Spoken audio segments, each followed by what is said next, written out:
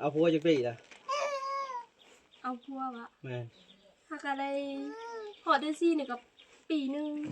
เก่ายังเก่าแก่ดังเดิมทุกคนเอ้ยนี่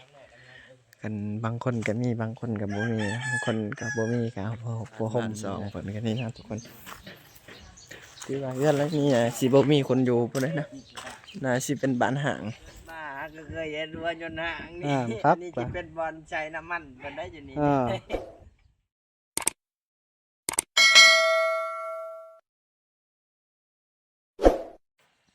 กราบทักทายสบายดีและสวัสดีนะทุกคนมาพบกับซ่องบาวมุกตามสไตล์คือเก่ามื้อนี้ก็มาเขตบ้านกระสกเหนือนะมื้อนี้นะถือว่ามากับ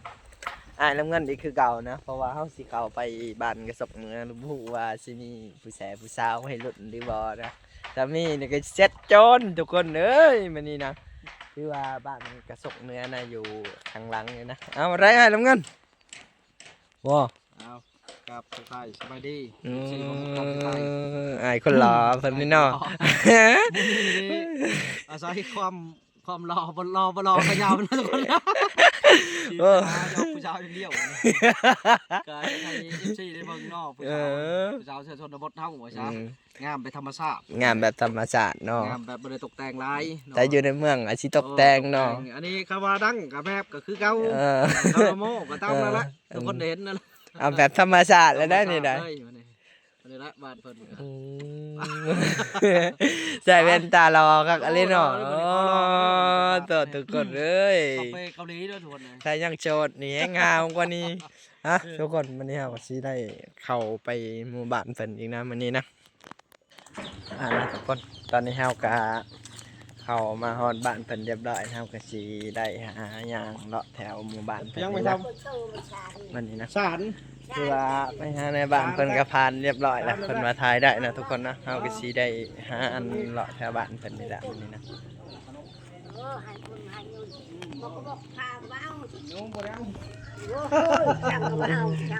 บ่ได้ไปใช้บ่บ่ได้ไปใช้ว่าชานเคยแกะถ้าเขาก็บ่คายอย่างก็ไป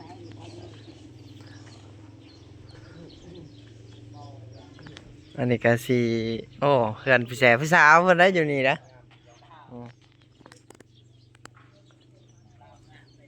ทุกคนเอ้ยมาก็สิเงียบๆเลยนะมื้อนี้นะคือว่าเฮาก็เข้ามาซ้ายนะเพราะว่าเข้ามาที่เขตอันอีกบ่อนใดบ่อนหนึ่งอีกนะ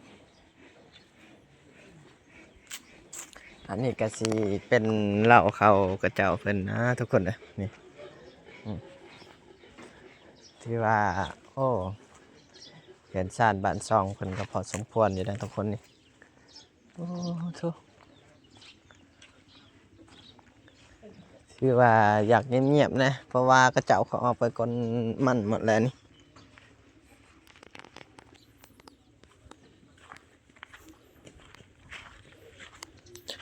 ถ้าปกตินี่มาตอนเช้านี่มันสิร้ายทุกคน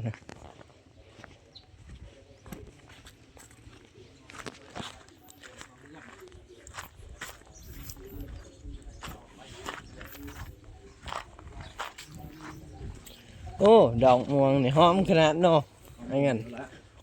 เริ่มมาแค่มะม่วงนะจ๊ะมะม่วงต้นไปหอดยามมาเดือน4เดือน5กินส้มมะม่วงบ้านเพิ่นเป็นบ้านเก่าบ้านแก่เพิ่นนี่เพื่อนมองกันหลายทีอยู่นี่ก็แคมเซ่เด้อนี่เนาะเคยมองได้อยู่บ่เนี่ยก็ได้บ่ค่อยได้เนาะเอาละสำนักเกณฑ์โอ้เรือนชัก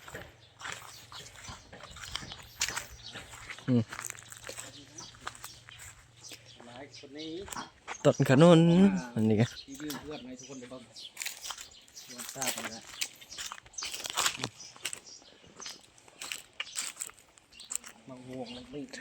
โอ้เพื่อนเพื่อนกันนี่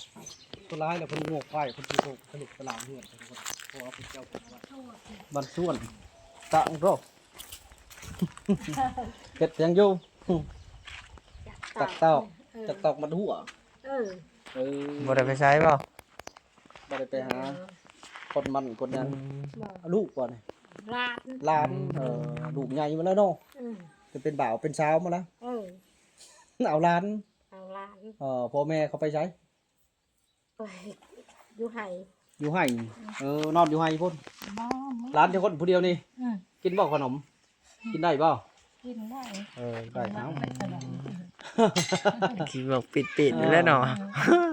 เป็นหวัดยามเลยทุกคนเลย อืม เอา ขอบใจเอ้ย กินหลายสิเป็นหวัดบ่เนี่ย ยังมักเล่ขนม เอ ให้ อ กินนม อยู่นํกันจะคนอยู่ในเรือนนะ บ่ ทำคนเลย ฮะ เป็นแม่เป็นไม่ฮัก ไผเป็นแม่ห่าง อันนี้แหละ แม่เป็นแม่ห่าง อืม โยไปทางใดแม่ห่างนี่ไปให้ เออ เอาแล้วบ่ในแม่เป็นแม่ห่าง แม่ นะ เป็นไม่ฮัก อายุจักปีแล้วผู้เป็นแม่ห่างนี่ 20 ปี 20ปีโยคัน เอา ดู ผัวบ้านเดียวนี่บ่ ฮะ เอาผัวบ้านเดียวนี่ อันผู้พุ่งพันนะเผา บ้านนาพ่อปะแล้วเนาะ อืม แล้วเขาเราอยู่จะคักไปบ่นี่ อืม ไอ้บะมุก เกี่ยวได้หมดนะคอยนี่นะ โอ้ย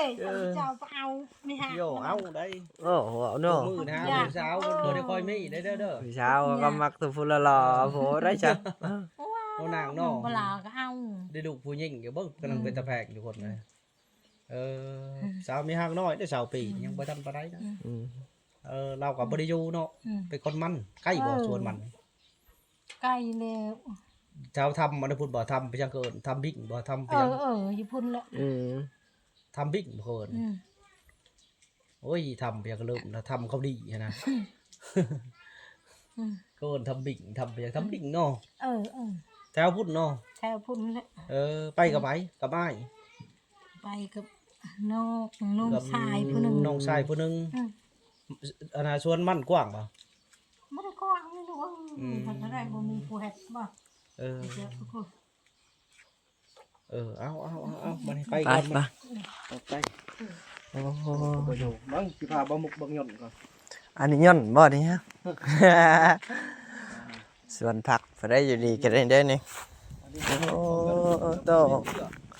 อันนี้สิเป็นเถื่อบ่ไอ้งั้น เป็นเรือแต่ก่อนเราเป็นยนต์ เป็นย่อนอันนี้ฮะ เขาเอาส่วน อืม ชิ้นส่วนของยนต์มาเฮ็ดเรือ เฉพาะนี้เนาะ ใหญ่ได้ขึ้นมึงเด้อฮะนี่โอ้ โอ้ เป็นหัวย่อนฮะเด้อทุกคน เอ เด้อ อเด้ให้บ่มุกได้หัวอยู่ทางนี่เอาเศษมันแขนคอไม่ได้เอาน็อตมันฮะ เสียปันบูชาไว้แล้วเป็นของครั้งได้ หัวอยู่ทางนี่ละทุกคนเลยก็ถือผลประดิษฐ์ใส่เฮ็ดเรือว่าซะเอา เป็นประโยชน์เนาะตัวนี้เนาะ แนวหมดแล้ว ยางเลาะอีกบาทนี่ ตกหยังก่อนนี่ กกไม่ขยุ่งบ่นี่ครับ ไม่ขยุ่งมีหยังก่อเกิดนะ โอ้โหกันเลยนี่ต้นไม้ขยุ่งอันนี้ ไม่ขยุ่งเบียดก่อน เออ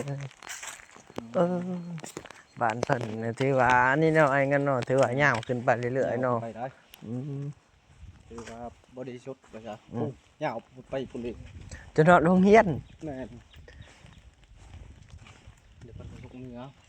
ไปฮอดพุ่นเดี๋ยวจิเป็นบาดขยายกดเลยขยายออกจากบ้านใหญ่เนี่ยถือว่าคนสิปกขึ้นไปพก อืม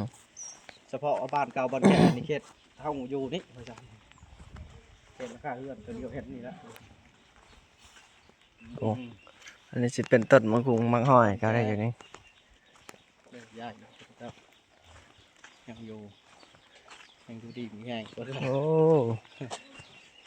แต่อันเดียวเยอะนี่ฮะ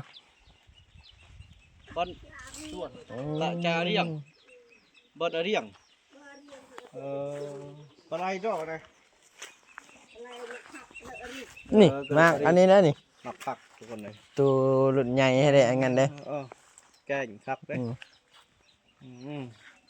อันนี้เบิ้นบัดเบิ้นใบน้องมาจอกนี่น้องเราจะสบายอะไรกี่ตะจา จะบัดไงเลย ตาจาบัดเห็ดส้มโอ้ผักชีชมนังขมประเทศกินโดย ที่การตะโกะจ้ะอันให้มูให้ ขมุก อืม อีมุง ได้ช่วยบ่จะแหละ อยู่ไหน เบเอิร์ด ผู้อันเด้ เอเอาอยู่ดีมีแฮกเด้อไม่เท่าเด้อ ไปก่อนบาดนี่อันนี้ก็สิเป็นผักบัวกันนะว่าหอมเพิ่นอยู่นี่ บ้านส่วนลูกบ่ฮะได้ลูกจะคนล่ะ เดียว จะเอ ลูกเพิ่นก็เป็นตาแพงอะไรเด้อนี่นะ ยิ้มกินได้บ่ขนม ยังกินบ่ได้ดอกอันนี้ บ่เป็นบ่กินให้แม่เอาซะ ลูกร้านเด้ เอา เอา คนในบ้านนี่ อยู่บ้านโพน เจ้าบัวบัดโพน บ่เฮาหันเป็นคนตะกี้หันอยู่กระซกแล้วบัดนี้แม่เอาผัวใหม่ อ๋อ เอาผัวใหม่อยู่บ้านโพนแหละเหมือนน้ำแม่แหละกลับมาอยู่กระซกอีกเอาผัวอยู่กระซก ลูกผิวบ่ ฮะ เอาผิวบ่ แม่ ฮู้เอาเจ้าลูกเล่า แต่บ่แม่นอันลูกแท้เลย ลูกลูกเลี้ยงพอหน้าแม่ละแม่เจ้าแม่แท้แต่แม่เจ้าไปอยู่บ้านพ่อนอยู่ในผัว แม่ เฮือนอะไรอยู่นี่ เฮือนบ่ แม่น บ่ บ่แม่นอีก บ่ อันนี้เฮือนไผอันนี้ อันนี้เป็นเฮือนผัว เฮือนผัว เฮือนแม่เฒ่าเฮาอยู่เหนือ ผัวไปทางไหนคนมัน ไปซีเขา อ๋อไปสีเขา แม่ ข้าวน้ำจะป้าคุมกินเนาะ พอได้ พอได้อยู่เนาะอยู่ในเฮือนอยู่จะคนก่อนในเฮือนนะ อยู่เฮือนบ่6 คน7 อ๋อ ทั้ง 7ทั้งลูกพอได้เนาะ สิ ช่วย บ่ กัน เปลืองไปแล้วเนาะ บ่ช่วยกันนะก็ได้มีได้อยู่แน่ทุกคนเลยก็ถือว่าตาแห้งเพิ่นก็ได้อยู่ก็พูดหลายอันนี่เนาะน้ำกินแล้วแม่นบ่เนี่ย บ่ ฮะ อันน้ำมัน แล้วน้ำมันขายน้ำมันพร้อม บ่น้ำมันอันนั้นผัวเฮาไปเฮ็ดใหม่ อ๋อน้ำมันลีน แม่น โอ้หลายซะเนาะเป็นโพยเล นี่ ย เล็กน้อยนี่เด้ อันน่ะไปกันนะคือปืน แล้วเลย เอาไปก่อนบ่เนี่ยจะได้ลูกเจ้าสิให้ต้องหลังต่อ ต่อติดกันเลยได้ทุกคน บ่เช็คแหละทุกคนกดหลังใหม่ใกล้กันเลยเหล้าคือจะเผาลูกมันต้องมีเหล้าทุกคนเอาไว้ใส่ข้าว บ่ชนเผาลูกมันก็ชนเผายังมันก็มีหมดแหละ เหล้าก็ยังบ่มี มีได้ชนเผาเล่าลุมก็มีคืออัน เครื่องระบบก็ยังบ่มี มีมี บังดูแม่ผู้สาวบ่อยู่เฮือน จักใช่ บังเนาะ ไปโอ้เพื่อนเพิ่นกำลังเหมือนไงอึ้งตึกนี่ทุกคนเลย เกาะในบ้านให้เพิ่นผู้สาวก็มีแต่เมียเขา ประมาณบาทนี่เนาะไปเมื่อเช้ายังพอได้คงยังหัวอยู่ได้ในไหนบ่มีคนอยู่อยู่นี่เนาะ เห็นแต่กอบเอาบ่ เอาล่ะไปถึงพี่เลยปะ นี่บ่ทางหยัง พี่พอไปแชร์พี่เช้า เหยียบขี้เอ้า อืม เฮ็ดบ่ค่อยเจอแล้วนะเอาไป เอาแล้วนะ อ้าวโอ้ย โอ้เหล่าเขาเพิ่นก็ได้ ไม่นอเราไป โอ้ยังมีอยู่เลยเหล่าเขาอันเก่าแก่ดั้งเดิมของเพิ่นนี่ทุกคนโอ้เพื่อนนี่ตายไฟมาเลยเนาะ บ่เป็ดนี่ก็ได้ พอเกรงใจ เอาเรื่องที่เล่าแต่สมัยโบราณตัวนี้ พอ เบิ่งเพิ่นก็ยังสิใช้อยู่นะ น่าสิยังได้ใส่เนาะ เพิ่นใช้ดักนกทุกคนบ่ให้นกเอาไปกินข้าวอยู่ในเหล้า นี่ทุกคนเอ้ยนี่เฮือนเพิ่นโอ้หลังนี้เพิ่นสิใส่แผ่นนั้นฝานะแฟนฝามันบ่แม่นแฟนฝาดอกแฟนสมาร์ทบอร์ดนั่นแหละที่เอาอันเฮ็ดอันผ้าไหมหั้นนะเพิ่นก็สิได้ตอกเฮ็ดผ้าไหมเฮือนนี่นะทุกคน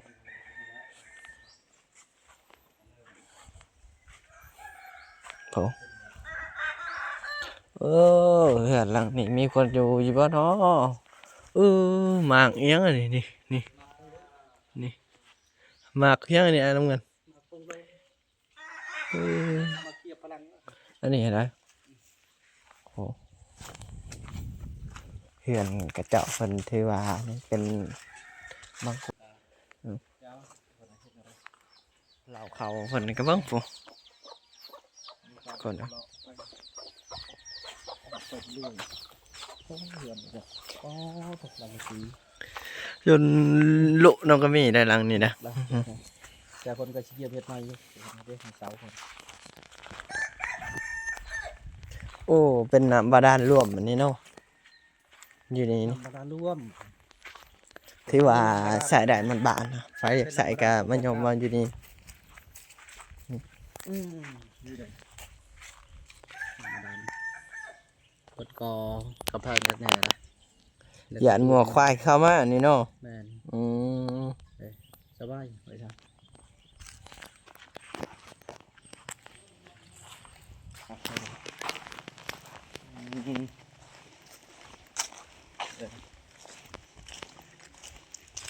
สบายดี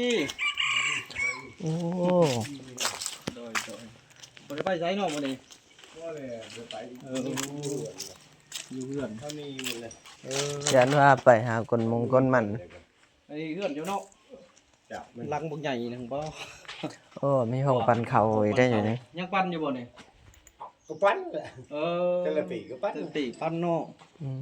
จังมันยังดี เออแม่นนะ ปั้นเขาเองเขาไม่จะปั้นแรกก็ปั้นเลยปั้นน้อง เออยังพอได้ปั้นแดงกับพ่อนะ ยังได้จัดของไทยพูดแล้วดีนี่ อืม มันจะโดนเลยว่าหันปั้นดีนี่ อืม ปั้นเขาเอง นี่เขาใส่แต่รุ่นของไทยนี่สิเป็นรุ่นของ แต่เก่าเนาะ โอ้รุ่นเก่าเลย รุ่นเก่านะ จะสิบปีเลย แต่รถ ถือว่า รุ่นเก่าว่าเอาไว้ในพ่อจักไก่ แนวมันนะ พอยามนั้นเลยกัน ที่ว่าตะไกรแล้วหนูเอ็งเลยชิเขาเห็นหั่งใช่เออ ไก่นอนแล้วว่าหันนี่ไก่ดับมัน ภาคเข้าบ่ ตอนนี้เฮากะเลาะเมื่อยเป็นที่สมควรแล้วเนาะไอ้น้องเงินเนาะ อืม ถือว่าอัปเปิลก็บ่ค่อยอยู่บ้านปานใดนะปานนี้นะทุกคน ถือว่าเฮาก็สิได้ไปอีกหมู่บ้านหนึงนะทุกคน ถือว่าคลิปนี้สำหรับวิดีโอนี้ก็อย่าลืมฝากเข้าไปกดติดตามสองบ่าวมุกตามสไตล์นะทุกคนไปมาในสิเลาะหานำผู้ชายผู้สาวต่อมาเลยนะทุกคน บ่มีผู้สาว ผู้สาวก็บ่มีบ้านเลยเงียบกัก ผู้สาวเขาไป ไอ้เงินชวนไปได้เงินไปได้บ่มีผู้สาวนี่ได้บ่ฮะทุกคนสำหรับคลิปนี้วิดีโอนี้ก็จบเพียงแค่นี้นะบ๊ายบาย